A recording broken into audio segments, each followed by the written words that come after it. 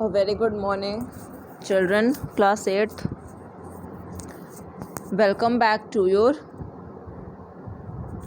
social studies classes. Okay, so class 8th,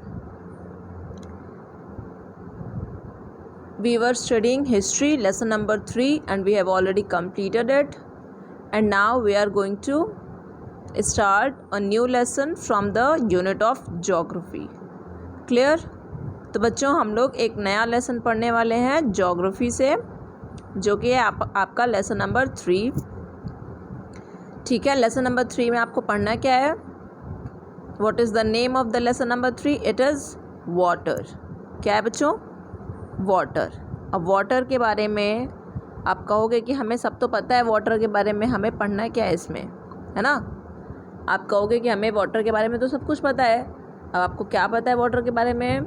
that water is the very essential for human existence. Y?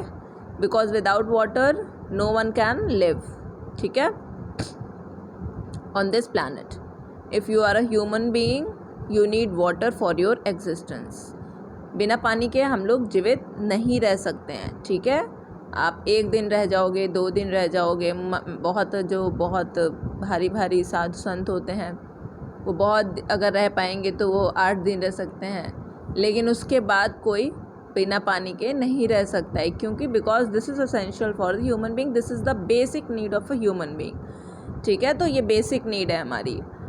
अब आप लोग biology में water के बारे में बहुत सारी चीज़ें पढ़ते होंगे, जैसे कि वाटर का केमिकल नेम क्या है, उसको हम लोग H2O, फार्मूला जो है उसको H2O से हम लोग लिखते हैं, जिसमें 2 एटम्स हाइड्रोजन के होते हैं, 1 एटम आपका होता है ऑक्सीजन का. तो मैं तो आपके SST की टीचर हूँ, मुझे ये सब नहीं बताना है. तो अब वाटर के बारे में मैम क्या बताएंगी हमें? तो वाटर के बारे में हम लोग इस लेसन में ऐसा पढ़ेंगे जिसके वजह से हमारी जो पृथ्वी है, जो हमारा अर्थ प्लैनेट है, इसको ब्लू कहा जाता है. ठीक है, हमारे अर्थ प्लैनेट को आपको पता है ना, इसको ब्लू प्लैनेट भी बोला जाता है. Earth is even referred to as blue planet. Why? Because अगर आप स्पेस में से देखोगे या फिर अगर आप ऊपर सैटेलाइट से देखोगे जा कर के, तो आपको जो हमारी जो अर्थ है वो ब्लूइश कलर की दिखाई पड़ेगी, because of 3/4 of the water present on our planet. हमने बताया था ना आप लोगों को कि जैसे ये हमने पूरा अर्थ ले लिया. अगर ये अर्थ है तो इसको अगर हम 4 भागों में बांट देते हैं तो 1 पोर्शन जो इसका क्या हो जाएगा? लैंड. क्या हो जाएगा? लैंड. लेकिन बाकी 1, 2, 3 ये सब क्या हो जाएगा? वाटर. वाटर इस पर प्रेजेंट है. क्लियर?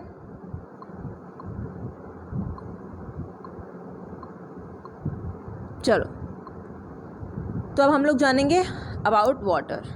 तो सारे बच्चे कौन से पेज नंबर पे आ जाएंगे? 190. We are going to do lesson number 3 from the unit of geography. चलो स्टार्ट. चलो, इन फोकस हम लोगों को क्या क्या पढ़ना है? वाटर एज अ रिसोर्स, कि वाटर एक रिसोर्स क्यों है. And children you know that it is a kind of natural resource.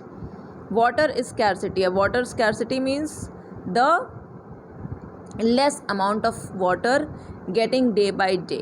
पानी की कमी होना. अब पानी की कमी क्यों हो रही है? जब पृथ्वी पर इतना ज़्यादा पानी है, 3/4 पोर्शन ऑफ अर्थ जो है हमारा, उसमें वाटर है, तो फिर पानी की स्कैरसिटी क्यों हो रही है? स्कैरसिटी मतलब कमी. Why there is a scarcity of water on our planet? Because the water which is present in our planet, all the water is not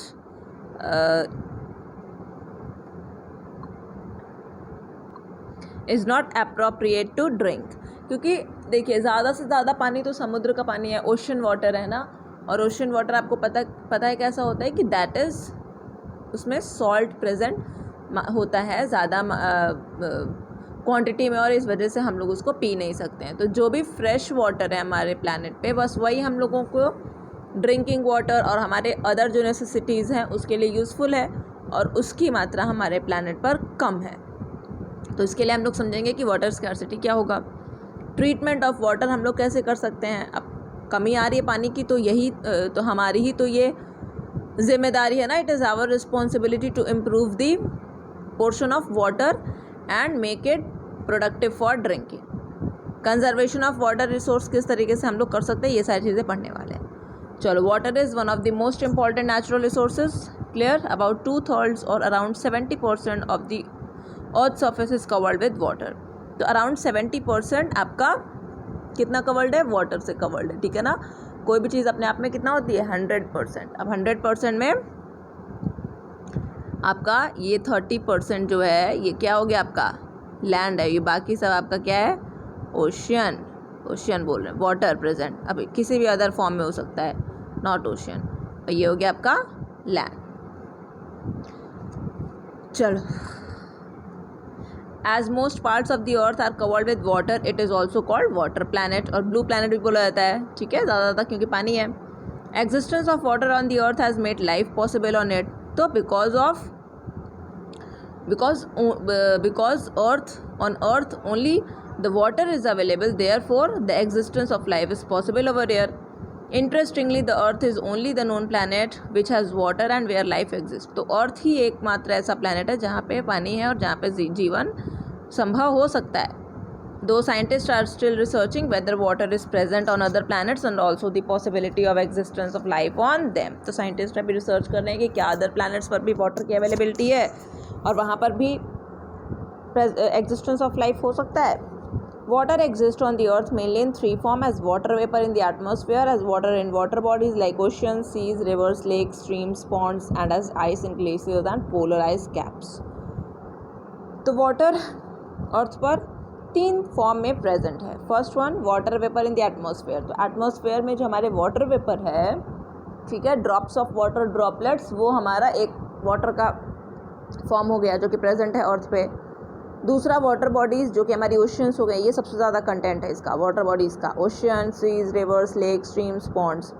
और वो वो वाटर जो कि in the form of ice है, ठीक है, बिग शीट्स ऑफ आइस, बहुत भयानक जो बड़ी बड़ी चट्टानें हैं बर्फ़ों की, जिसको हम लोग ग्लेशियर्स बोलते हैं, या फिर पोलर आइस कैप्स, तो ये भी प्रेजेंट है इन द फॉर्म ऑफ। अब देखो यहाँ पे तीनों फॉर्म में आपको वाटर दिखाई, मतलब समझ जाओगे आप। फॉर्म में देखो, सॉलिड, लिक्विड, गैस आपने पढ़ा होगा ना बायोलॉजी में, केमिस्ट्री में और फिजिक्स में भी पढ़ा होगा। तो उसमें आपने देखा होगा कि सॉलिड, देखो सॉलिड के फॉर्म में हमारे पास क्या हो गया, आइस हो गया, तो हमारे अर्थ पे क्या प्रेजेंट है, ग्लेशियर्स है। लिक्विड के फॉर्म में हमारे पे क्या हो गया, हमारे पास ocean water, sea water, river water, ये सब हो गया। और वाटर वेपर के फॉर्म में, गैस के फॉर्म में हमारे पास क्या प्रेजेंट है आपका, in the atmosphere. So these are the forms of water present on our planet अर्थ।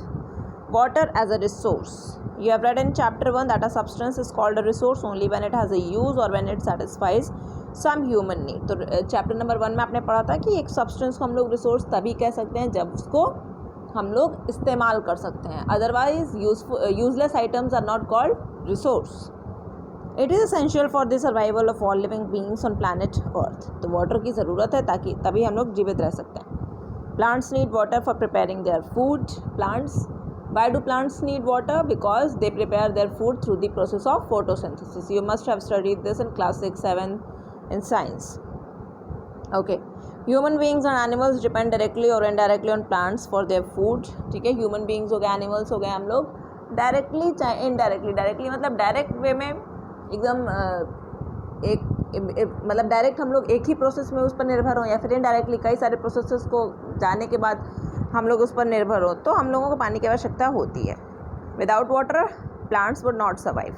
बिना पानी के प्लांट्स भी जीवित नहीं रह सकते हैं। अच्छा, डायरेक्ट और इनडायरेक्ट के बारे में हम आप लोगों को एग्जांपल देते हैं। जैसे देखो, वाटर के लिए हम लोग डायरेक्टली कैसे हम उस पर डिपेंडेंट है, because if will not drink water we will die. अगर हम लोग पानी नहीं पियेंगे तो डायरेक्ट हम लोग पानी पी रहे हैं ना, तो ये हमारा डायरेक्ट यूज़ हो गया।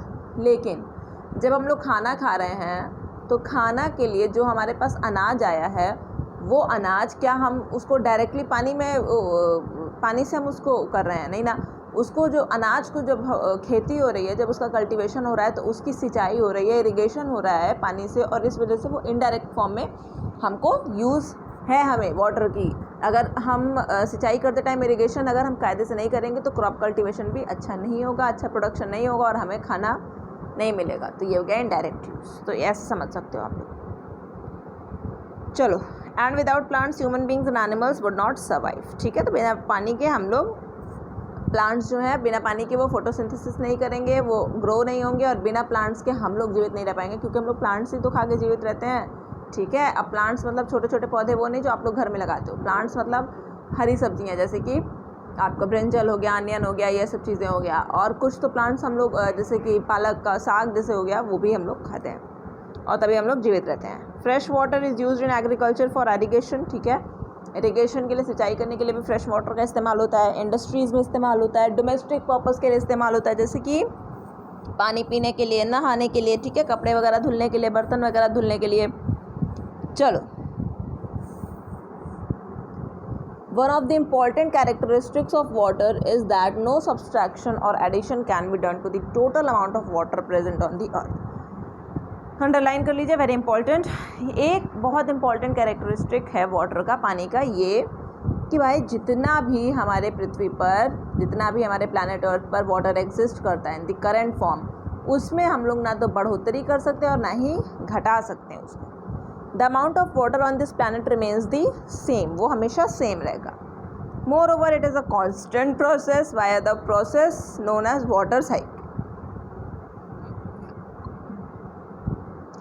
तो ये वाटर फॉर्मेशन हमारे प्लैनेट पर एक कांस्टेंट प्रोसेस है और उस प्रोसेस का नेम क्या है? Water cycle. अभी वाटर साइकिल का क्या प्रोसेस है ये सबको पता है, लेकिन फिर से एक बार डिस्कस करेंगे।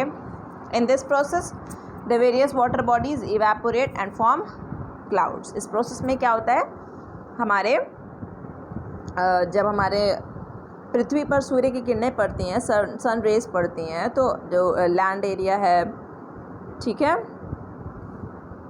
कहाँ गया, हाँ, जब लैंड एरिया है, जब जो वाटर एरिया है, देखिए वाटर जो हमारे देखिए अर्थ हमारा जो प्लैनेट है, इस पर जितना भी वाटर प्रेजेंट है, उस पर जब सनरेज फेल होती हैं, जब सूरज की किरणें पड़ती हैं, तो क्या होता है, पानी गर्म हो जाता है, और पानी गर्म होने के बाद वो क्या करना शुरू कर देता है, इवेपोरेशन, भाप बनना शुरू हो जाता है ना। तो भाप जब बनना शुरू हो जाएगा और इवेपोरेशन होगा, तो ये इवेपोरेशन करते हुए वाटर ड्रॉपलेट्स जा करके स्काई में क्या करेंगे, आसमान में क्लाउड्स का फॉर्मेशन करेंगे।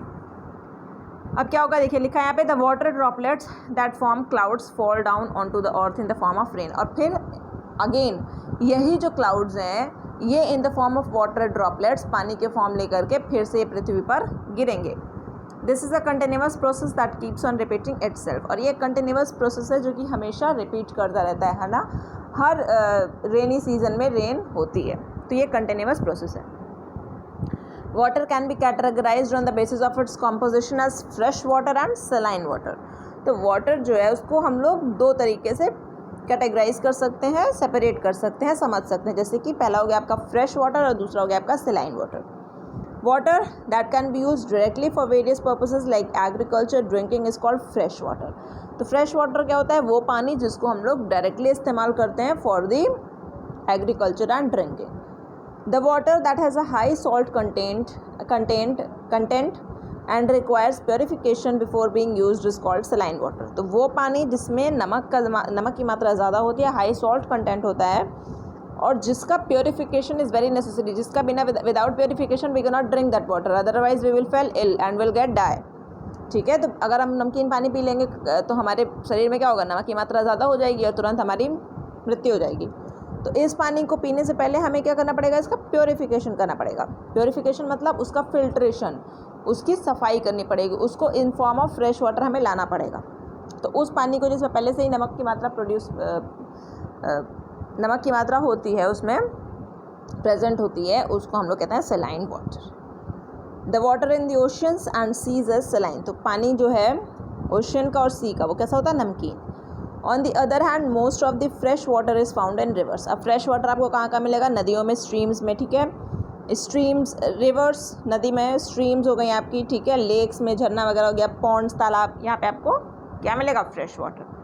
Melting snow is also considered a source of fresh water. अब जो आपका ग्लेशियर्स जो हैं, अगर वो मेल्ट होने लगते हैं बिकॉज ऑफ हीट, तो वहाँ से जो पानी बहता है वो भी हमें सोर्स ऑफ फ्रेश वाटर ही देता है, क्योंकि ग्लेशियर भी अपने आप में क्या है, आइस फॉर्म में है, लेकिन वो भी क्या है, फ्रेश वाटर है। और आपको पता होगा बच्चों कि जो गंगोत्री और यमुनोत्री है वो मेल्टिंग ऑफ ग्लेशियर से ही उसका ओरिजिन है। जब बर्फ़ गलते हैं तो वहाँ से गंगोत्री और यमुनोत्री का सोर्स हमें मिलता है। चलो, तो बच्चों इंट्रोडक्शन पढ़ लिया यहाँ तक। अब बाकी का we will study in the next class. Okay class, thank you.